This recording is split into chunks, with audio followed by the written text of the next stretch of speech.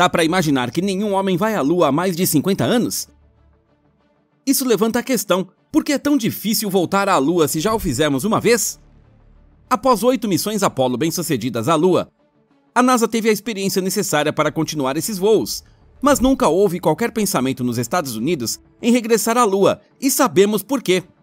A última missão Apollo tripulada foi lançada em 7 de dezembro de 1972 e retornou 12 dias depois. Apollo 17 explorou o Vale Taurus-Littrow, na Lua, com um rover lunar e, como todas as outras missões Apollo, realizou alguns testes científicos. Isso foi há 51 anos, e durante todo esse tempo foi quase como se a Lua tivesse se tornado íntima das viagens espaciais. Localizada mesmo à nossa porta, é e continua a ser o objeto celeste mais fácil de alcançar, e nós, humanos, deveríamos realmente estar a ganhar experiência em viagens espaciais tripuladas. Afinal, a nossa espécie gostaria de partir para o espaço em algum momento, explorar o nosso próprio sistema solar e possivelmente um dia até viajar para mundos ainda mais distantes. Existem boas razões para a recusa da NASA em retornar à Lua, que você deve saber. Os voos lunares eram muito caros. É difícil imaginar hoje, mas na década de 80 houve protestos ferozes contra os programas espaciais dos Estados Unidos. Desde Apollo 16, a população afro-americana em particular tem protestado cada vez mais fortemente contra as imensas somas de dinheiro que o Estado gastava em viagens à Lua, em vez de fornecer aos seus cidadãos mais pobres alimentos e segurança social suficientes. O presidente Nixon, reconhecendo a importância do apoio de diversas populações, respondeu a estas preocupações crescentes e decidiu encerrar o programa Apollo para investir os fundos em projetos mais urgentes. O encargo financeiro do programa Apollo foi de fato enorme.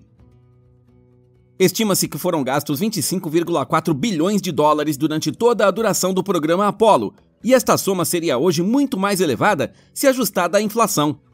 Estas despesas alimentaram a ira de alguns cidadãos, e a Lua também se tornou, de alguma forma, entediante. Enquanto em 1969 quase todos os americanos ainda estavam reunidos em frente à televisão quando Neil Armstrong e Buzz Aldrin pousaram na Lua, em 1980 apenas uma pequena proporção ainda assistia. A decisão de Nixon de finalmente encerrar o programa Apollo marcou uma virada em toda a política espacial americana. Mais ênfase foi colocada nas sondas. As sondas Pioneer já haviam sido lançadas na década de 70, e as 2 sondas Voyager forneceram destaques empolgantes e imagens únicas do espaço quase todos os anos a partir de 1979. Portanto, não havia mais necessidade de voar até a Lua, não para fins de pesquisa e nem por razões de prestígio. A Lua ainda é muito cara? Nesse ínterim, as viagens espaciais já passaram por um renascimento. Exploramos quase todo o sistema solar com sondas, construímos a Estação Espacial ISS no espaço e sim, também há planos para enviar novamente pessoas à Lua. Com as novas tecnologias e as realidades econômicas em mudança, os Estados Unidos e outras nações querem colonizar lentamente o espaço. Embora o foco esteja em Marte, a Lua também está voltando ao foco. As ambições de Elon Musk e a SpaceX, em particular, trouxeram a NASA de volta à Lua, e a SpaceX virou as viagens espaciais de cabeça para baixo em termos econômicos. A empresa espacial privada está na vanguarda.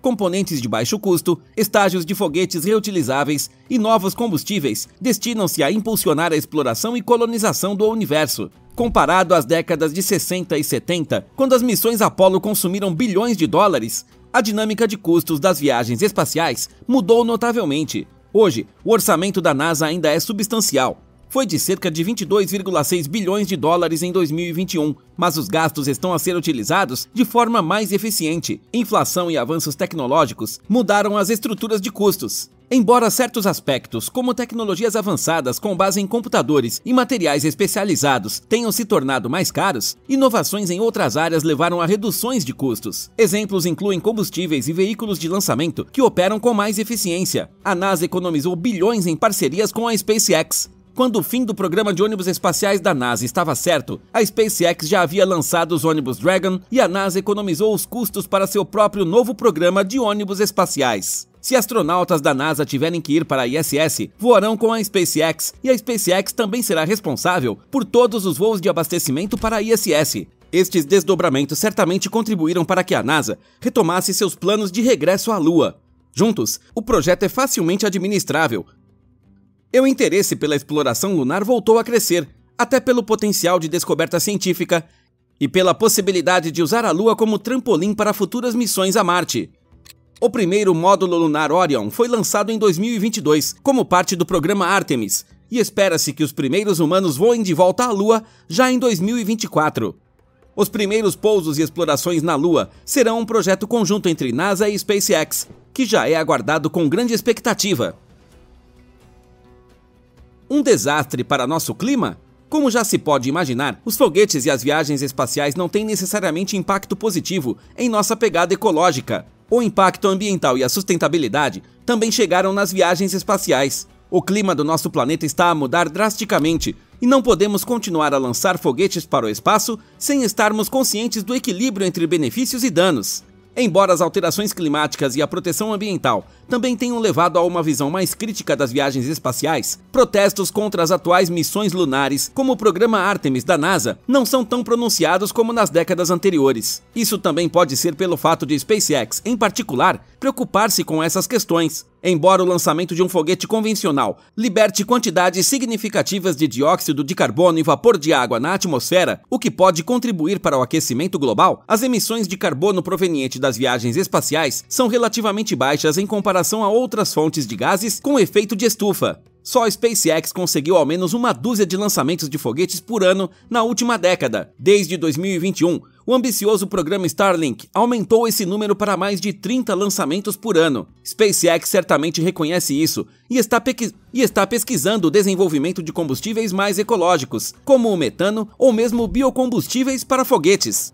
De volta à Lua, você sabia que foi encontrado um mineral na Lua que poderia finalmente dar aos terráqueos reatores de fusão? Para os que não se lembram bem das aulas de física, aqui vai uma explicação sobre a fusão nuclear.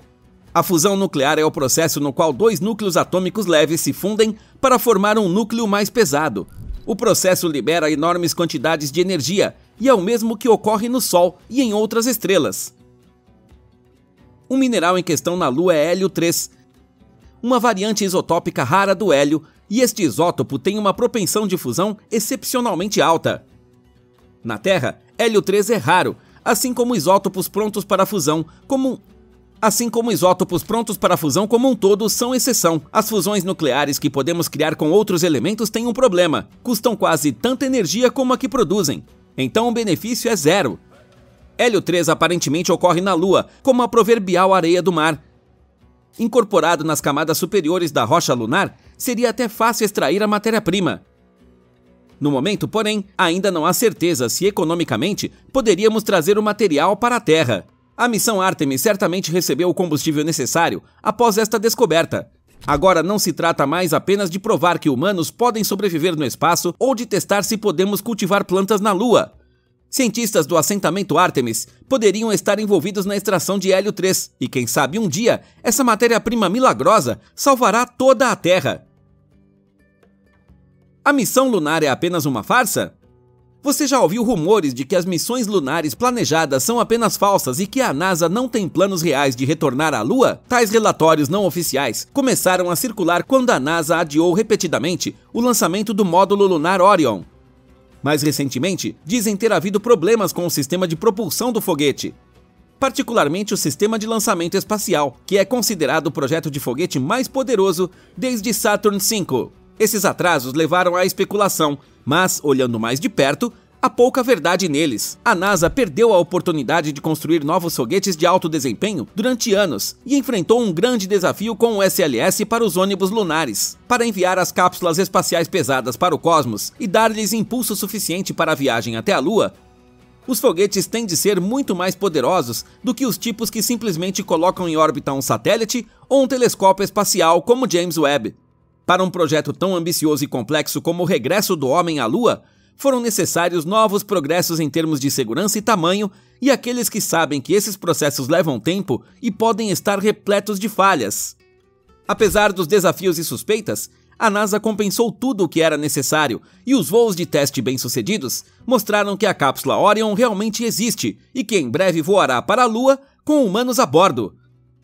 No geral, a ideia de que as missões lunares planejadas são falsas é, portanto, mais um produto de desconfiança e desinformação do que de fatos reais.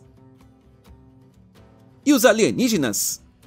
Há outro fato interessante do qual você já deve ter ouvido falar: supostamente existem alienígenas na Lua. Disse que fontes não oficiais da NASA, delatores e até mesmo astronautas da Apollo confirmaram que existem estações de criaturas no outro lado da Lua que poderíamos chamar de alienígenas. Supostamente usam o outro lado da Lua, que nunca poderemos ver da Terra, para minerar e fazer outras coisas. As suspeitas sobre a mineração na Lua foram durante muito tempo consideradas um completo disparate, mas como sabemos desde a descoberta do hélio 3 na Lua, a ligação pode não ser tão absurda. Os astronautas nas últimas missões Apollo, em particular, foram alegadamente confrontados com a presença de extraterrestres e houve rumores de que Nixon estava feliz em cancelar o programa lunar e outras missões Apollo por esta razão.